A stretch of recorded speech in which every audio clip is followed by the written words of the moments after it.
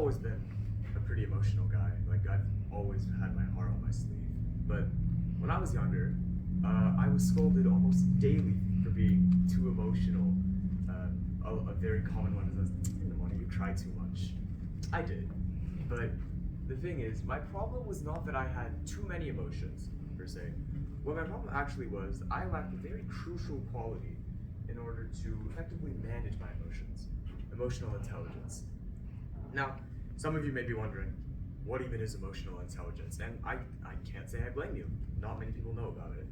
So it's also referred to as EQ, or emotional quotient. Now, emotional intelligence, it's generally defined as the ability to perceive, understand, and manage your emotions.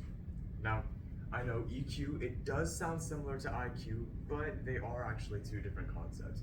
Because IQ, that's going to handle your comprehension ability, right? Your book smarts.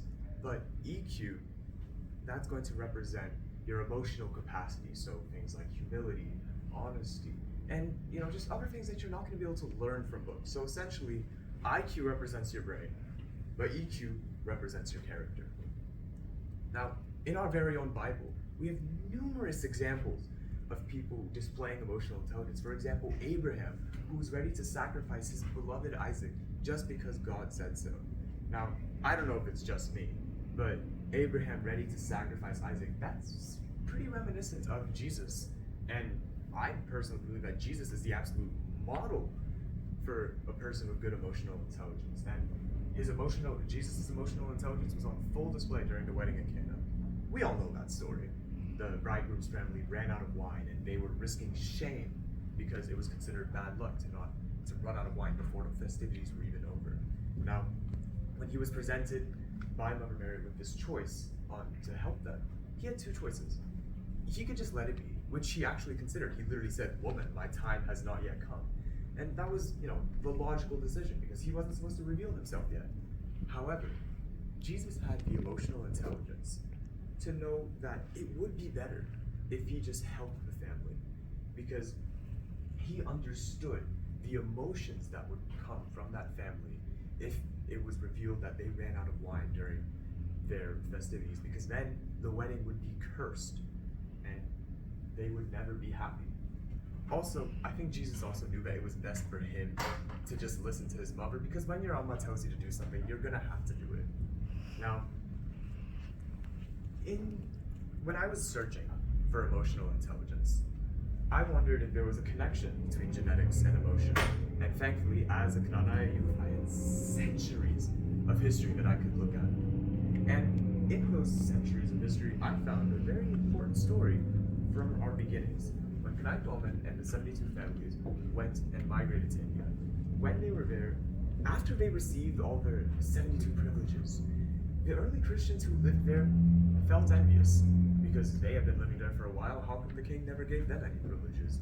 And those Christians ended up starting to fight with the Knanayas who lived there. Now, a different leader might have given in to his anger and tried to defend and fight for their land. However, Kanai Dolmen had the emotional intelligence to effectively manage the anger that he most likely had, and realized it would be significantly better for the upbringing of his people if they just moved. And as we can clearly see, it most likely was, because if we hadn't eventually moved out,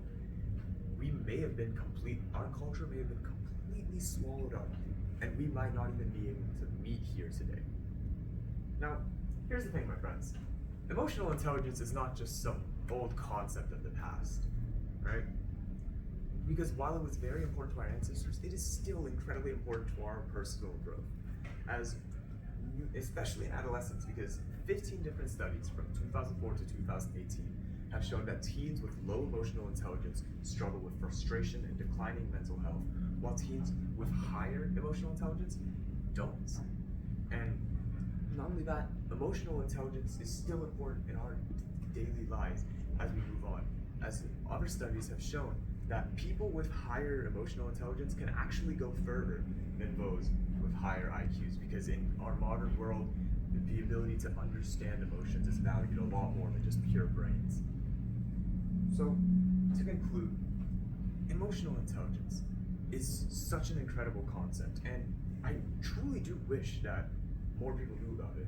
And I love the fact that I have more emotional intelligence because every day I woke up feeling like a better person. But your lives are not over.